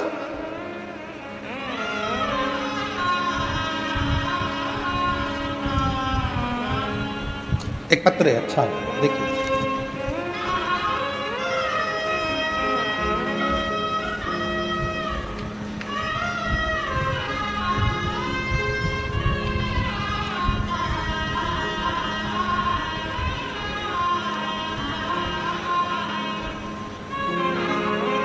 इसमें आज मेरे हाथ कांप रहे हैं और आंखों में खुशी के आंसू हैं। यह पत्र केवल कुछ शब्द नहीं है बल्कि एक पिता, एक परिवार और एक भक्त के हृदय की वह पुकार है जो महादेव के चरणों में अपना सर्वस्व अर्पण कर रही है। विवाह के कई वर्ष बीत जाने के बाद भी जब हमारे आंगन में किसी नन्हे शिशु की किलकारी नहीं गूंजी तो मन गहरी निराशा से भर गया था। हमने दुनिया के कई नामी डॉक्टरों के दरवाजे खटखटाए, उन्हें बताया कि हम पति पत्नी दोनों की सभी मेडिकल रिपोर्ट नॉर्मल है। विज्ञान के पास हमारे सूनेपन का कोई जवाब नहीं था। जब हर जगह से आस टूट गई तब हमें माँ ने आपके शिव महापुराण कथा के रूप में नई किरण दिखाई। तब डॉक्टर में हमने पहली बार घर पर कथा सुनना शुरू किया और फिर माँ ने पहली बार दौसा में गिरिराज जी के मंदिर के पंडाल में बैठकर आपकी कथा श्रवण की। सीहोर स्थित कुबेरेश्वर धाम कंकर शंकर की पूजन करी, उसका रुद्राक्ष का जल पीना प्रारंभ करा। गुरुदेव, बाबा उंगली थामने के बाद शादी के कई साल के बाद गर्भ ठहर गया।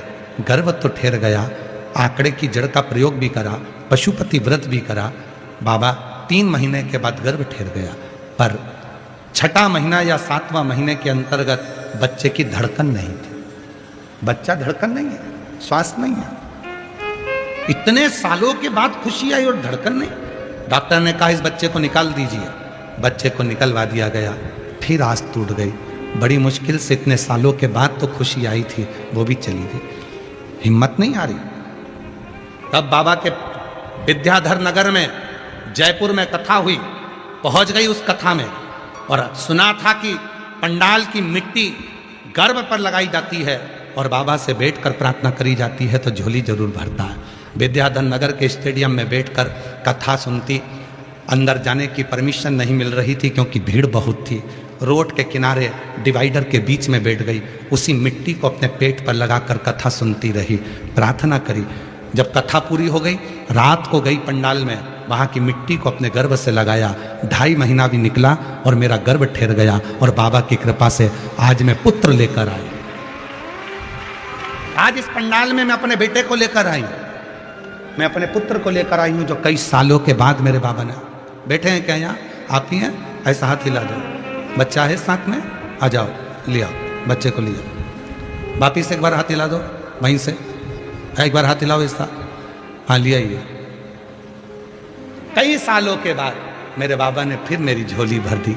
आज मेरे जीवन की सबसे खुशी का पल है जिसको मैं महसूस कर रही हूँ। जीवन एक लाइन अच्छी है, एक लाइन उन्होंने लिखी है, बाबा इस उपकार को हम कभी भी भूल नहीं पाएंगे। आपके द्वारा दिखाए गए इस भक्ति के मार्ग के लिए हम जीवन पर्यंत आपके और प्रभु के ऋणी रहेंगे।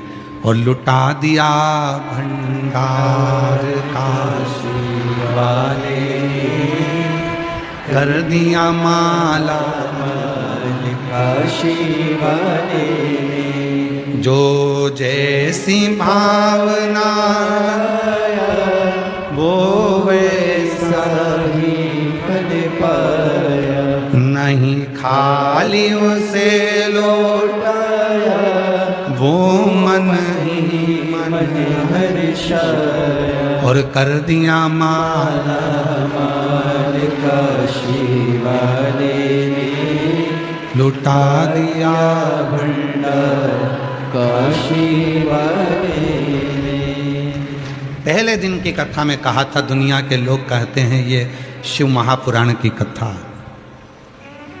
वो आपके कथा के जो मुख्य व्यवस्थापक है ना, आत्री जी, कहाँ हैं? कहीं बैठे हैं? अच्छा, ये है। ये जब आए थे, खड़े हो जरा आत्री जी, खड़े हो जाओ, खड़े हो जाओ। ये जब सीहोर आए थे ना कथा के लिए, तो हमने इन्होंने कहा था गुरुजी कथा कराना है। तो हमने आत्री जी से एक ही बात कही थी, आत्री जी कथा आप नहीं कराओगे, कथा तो वो कुबेर भंडारी आकर स्वयं कराएगा, वो स्वयं कराएगा। कहा गुरुजी इतने लोगों का भोजन भंडारा कैसे होगा? तभी भी यात्री जी हमने एक ही बात कही थी कि तुम तो बस आगे बढ़ो, कराने के लिए स्वयं कुबेर भंडारी किसी ना किसी को भेजता रहेगा और कराता रहेगा। भाव शुद्ध था आत्री जी आपका, हृदय में शिव के प्रति भाव था, इसलिए बाबा ने इतना दिव्य आयोजन। और हम सत्य कहें आत्री जी, अभी तक हमारी कथा के 3 पंडाल बनते थे, पहली बार 7 पंडाल बने हैं। ये बड़ा इतिहास है। और 7 पंडाल बनने पर भी लोग बाहर टेंट के बाहर बैठे हैं, ये उस शिव की कृपा है, शिव की कृपा। बैठिए, प्रणाम। यहाँ कथा सुनने के लिए कोई साधारण श्रोता नहीं आते हैं। यहाँ कथा सुनने के लिए दरवाजे से वही अंदर आएगा जिसको मेरे शंकर भगवान को देना है। शिव जिसको देगा उसी को बुलाकर बिठा देगा। 7 दिन की कथा लोग सुनते हैं, झोली भर भर कर ले जाते हैं। 3 महीने में मेरा बाबा देता है, और अभी तो 3 महीना भी दूर है। अभी एक कथा आपके राजस्थान में है ना, भीलवाड़ा, 8 अप्रैल से 14 अप्रैल। आज इस व्यासपीठ से चैत्र के महीने में विश्वास के साथ कहकर जाते हैं, आप में से कई लोगों के पत्र भीलवाड़ा में मिलेंगे, भीलवाड़ा में मिलेंगे। हम 3 महीना भी बहुत दूर है, हम तो अभी की बात करते हैं। दिल से सुनिए, दिल से प्रार्थना करिए, दिल से मांगा है और दिल से उस भूमि को नमन करा है। और दिल से अगर आप कुबेरेश्वर महादेव पर, वो सीहोर का कुबेर भंडारी पर, उस कंकर शंकर पर, उस रुद्राक्ष पर भरोसा करते हो तो शिव देगा, छोड़ेगा।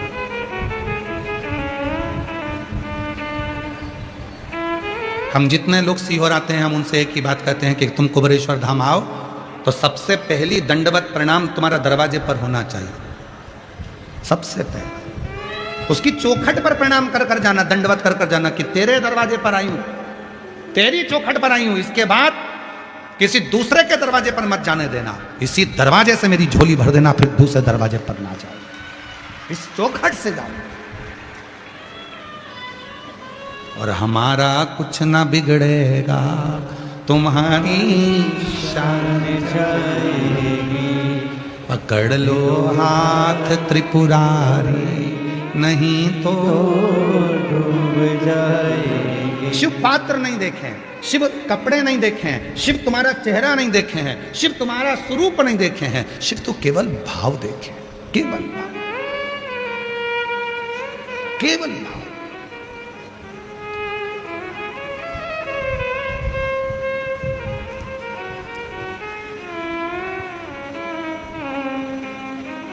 शिव ने केवल भाव देखा, उसके सिवा कुछ नहीं देखा, केवल।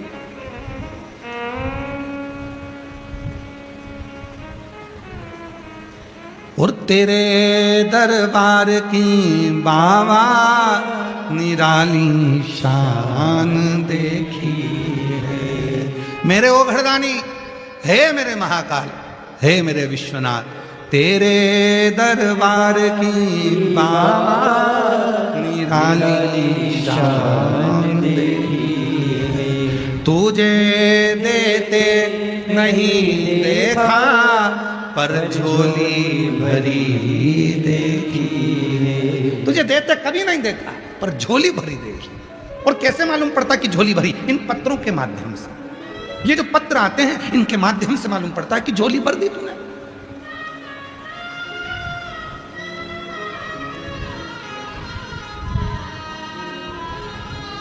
भर दी झोली तूने, इन पत्रों से मालूम पड़।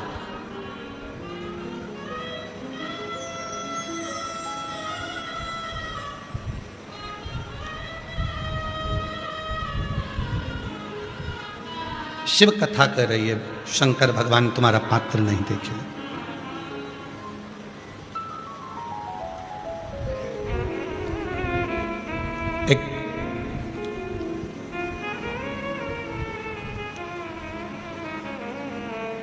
एक बार कृष्णेश्वर कथा करने के लिए गए तो वहां पर एक लड़के ने प्रश्न करा कि शंकर के शिवलिंग में उनकी आंखें, उनका मुख, उनकी नासिका, उनका चेहरा कहाँ होता है?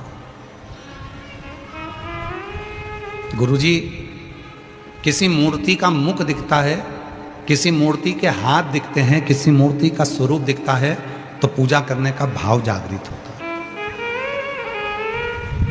मन करता है कि पूजन करें। देवी जी की मूर्ति दिखेगी तो देवी जी की पूजन का भाव जागेगा, राम जी की मूर्ति दिखेगी तो राम जी की पूजन का भाव जागेगा, भगवान कृष्ण की लड्डू गोपाल की मूर्ति दिखेगी तो लड्डू गोपाल की मूर्ति का श्रृंगार करने का, पूजन करने का भाव जागेगा। दत्त भगवान की मूर्ति दिखेगी, सारे देवी देवताओं की मूर्ति दिखती है तो उनका श्रृंगार करने का, उनका पूजन करने का भाव जागृत होता है, उनसे प्रेम होता है। पर शंकर भगवान का तो केवल पिंडी है, शिवलिंग है, उस पिंडी से हम कैसे प्रेम करें, हम उससे स्नेह कैसे करें? ना तो आंख दिखती है, ना नाक दिखती है, ना मुख दिखता है, ना चेहरा दिखता है, ना उनका कोई स्वरूप दिखता है, केवल शिवलिंग है, उससे प्रेम कैसे? तो हमने उस बच्चे से कहा, स्वरूप देखकर तो कोई भी प्रेम कर लेता है, पर जिसका स्वरूप ही नहीं है, जो दिखता ही नहीं है, उससे दिल लगाकर बताओ, तब जाने। और सच्चा प्रेम इसी को कहते, सच्चा प्रेम इसी को कहते हैं, इसी को सच्चा प्रेम कहते हैं। ना जी भर कर देखा ना कोई बात की, बड़ी आरजू थी मुलाकात की, प्रेम इसी को कहा। हम उसको देखे ही नहीं है।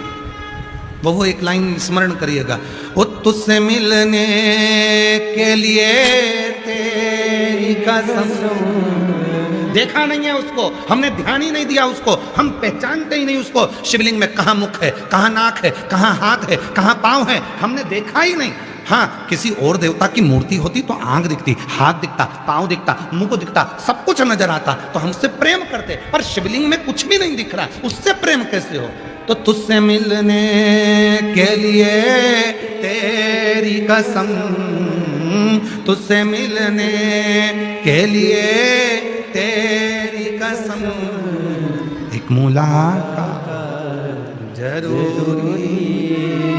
दिखता ही नहीं है, ना हाथ दिखता, ना पांव दिखता, ना चेहरा दिखता, ना नेत्र नजर आते, ना नासिका नजर आती, केवल शिवलिंग है। और जब शिवलिंग पर जल चढ़ाते हो विश्वास से, इसमें शिव है। जब बेलपत्र चढ़ाते हो विश्वास से, इसमें शिव है, इसमें मेरा पापा है, इसमें मेरा बाप है, इसमें मेरा पिता है, इसमें मेरा बाबुल है, इसमें मेरा भाई है, इसमें मेरा गुरु है, इसमें मेरा शंभू है। जब तुम ये विश्वास करते हो, धतूरा चढ़ाते समय, कनेर का फूल चढ़ाते समय, चावल चढ़ाते समय, शंकर का शिवलिंग में ना आंख दिख रही, ना मुख दिख रहा, ना पांव दिख रहे, ना हाथ दिख रहा, पर विश्वास है इसमें मेरा शंकर है और वो मेरे दुखड़े काटेगा। बस समझ लो, प्रेम बढ़ गया, प्यार हो गया, और वो प्यार निभेगा, वो प्रेम निभेगा, फिर वो आएगा, दुखड़ा मिटाएगा, समय पर आकर तुम्हारे दुखड़ों को, तुम्हारी कष्टों को समाप्त कर देगा।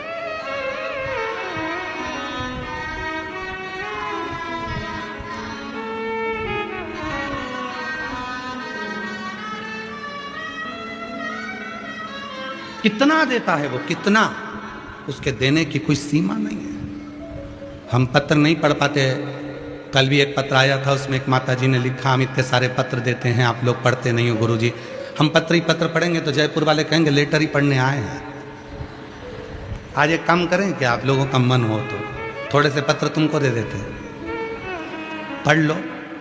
और पढ़ोगे और आपसे माइक पे हम माइक दे देंगे, आप बता देना कि इसका क्या काम हो गया। बस इतना बता देना कि नौकरी लगी, कि बच्चा हुआ, कि क्या हुआ, कि क्या हुआ। तैयार हो क्या? भेज दें थोड़े पत्र नीचे। हम नहीं पढ़ पाते, हमारे पास समय नहीं इतना। हम थोड़े बहुत पत्र जो आते हैं, पर याद रखना, पत्र भेजना तुम्हारा काम है, पढ़ना उस शिव का काम है। जितने पत्र आते हैं सब यहाँ इकट्ठे होते हैं। आखिरी दिन उसको व्यासपीठ पर रखा जाता है। आप लोगों ने दर्शन करे होंगे कभी कथा में। आखिरी दिन व्यासपीठ पर उसको पूरा लाया जाता है और बाबा को हाथ जोड़कर प्रार्थना कर कर कहा जाता है, बाबा इन सब की झोली खुशियों से भर देना, किसी नारी की गोद खाली ना रहे और किसी पुरुष की जेब खाली ना रहे, सब तुझे दे। पत्र तुम लिखो। कई लोग सोचते हैं गुरुजी पढ़ते नहीं तो हम लिखे नहीं। लिखो, तुम गुरुजी को नहीं लिख रहे, तुम अपने पिता को लिख रहे हो, तुम अपने बाबुल को लिख रहे हो, तुम अपने पिता को लिख रहे हो, तुम भगवान को लिख कर दे रहे हो कि हमारा ये काम हुआ, हमें बाबा ने ऐसी कृपा कर दी।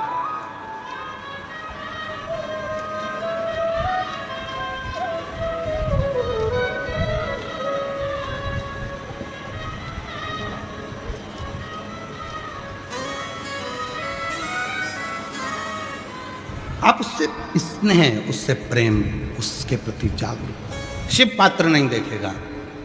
देखिए कितना सुंदर प्रसंग आया है भगवान देवादिदेव महादेव की कथा में।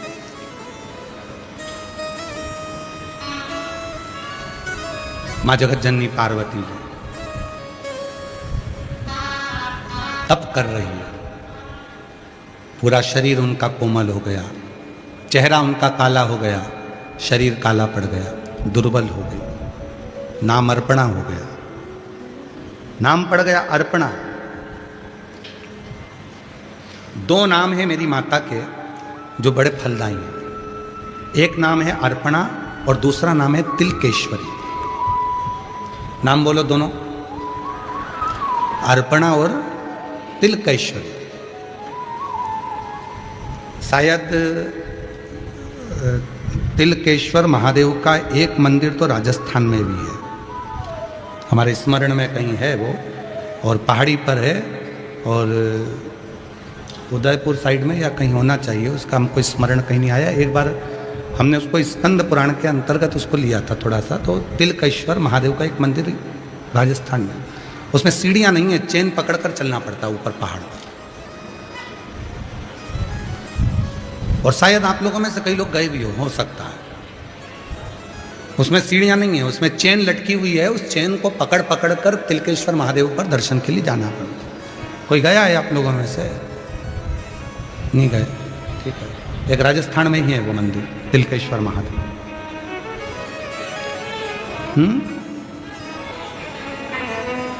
आवाज नहीं आ रही है।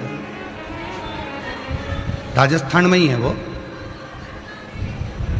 देव जरा माइक दो।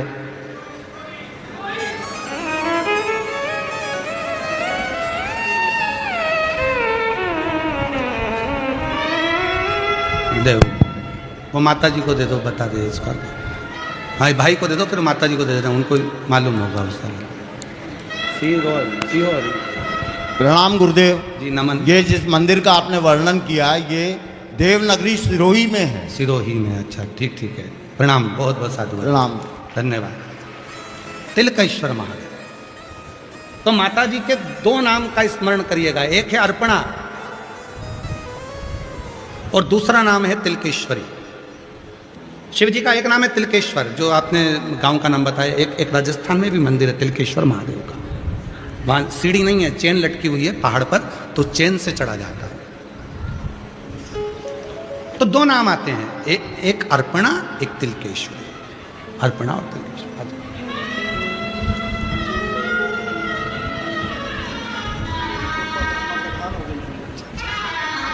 ठीक है बेटा। ट्रिप को उठा के है ना, अब मैंने डॉक्टर से बोला मैं एक बार है ना मुझे विद्याधर नगर स्टेडियम में पता सुनने जाने दो। बोलते हैं तुम्हारे सिर में हाथ दे दो, मैं मेरी पूरी जान से जाने बाबा। जी कह रही है डॉक्टर ऑपरेशन करने के लिए बोला और कहा कि तेरे शरीर में जो गांठ है वो ठीक नहीं है चेस्ट में। ये कहने लगी एक बार मुझे विद्याधर नगर में सीहोर वाला बाबा आया है, कथा सुन लेने दे, फिर तुम जो कहोगे मैं ऑपरेशन करा लूंगी और जो होगा देखा जाएगा। बहुत बड़ा ऑपरेशन भी करवा लिया बाबा। बाबा डॉक्टर कहता है हम भी देखें तुम्हारे शिव में कितना बल है।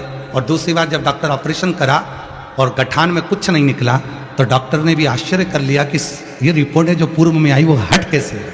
साधु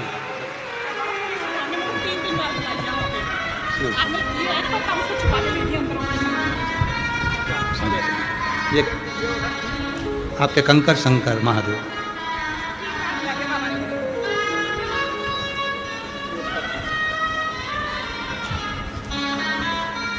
दो नाम का स्मरण अपने पास में रखिएगा। चलो सब लोग बोलेंगे, पहला नाम कौन सा है? अर्पणा। और दूसरा नाम कौन सा है? तिलकेश्वरी। दो पार्वती जी के जो दो नाम हुए हैं ये बड़े विशेष। एक अर्पणा नाम, कभी कभी कोई बच्चा शरीर से कमजोर है बहुत ज़्यादा, उसका शरीर उठता है, खड़ा होता है, गिर जाता है, पाँव काम नहीं कर रहा है, हाथ काम नहीं कर रहा, शरीर से बहुत दुर्बल है, बहुत कमजोर है, बहुत ज़्यादा कमजोर। तो शिव महापुराण में अर्पणा नाम की महत्वता कही है। सप्त बेलपत्र के कमल बनाना है, थोड़ा समझिएगा। सप्त बेलपत्र का कमल दल बनाना है। सप्त बेलपत्र का कमल दल कैसे बनेगा? जैसे सारी डंडियों को एक साथ कर लो और फिर उसको फैला लो, उसको सप्त बेलपत्र को चारों तरफ कमल दल जैसा, समझ में आ रहा है ना? उस पहले बेलपत्री को सब इकट्ठी कर लो, एक साथ बेलपत्र एक के ऊपर एक रखकर इकट्ठी करो और एकाग्रित करने के बाद उन बेलपत्र को चारों तरफ डंडी बीच में हो और पत्तियों को चारों तरफ घुमा लो। उसको सातों बेलपत्र को कमल दल बना लीजिए। और अर्पणा माँ जगत जननी अर्पणा माता के नाम से किसी भी शिवालय में प्रदोष के समय पर, प्रदोष काल में उसको समर्पित कर दो। 7 ही चावल के दाने उस पर समर्पित कर दो। 7 चावल के दाने और 7 बेलपत्र वापिस लेकर आ जाओ।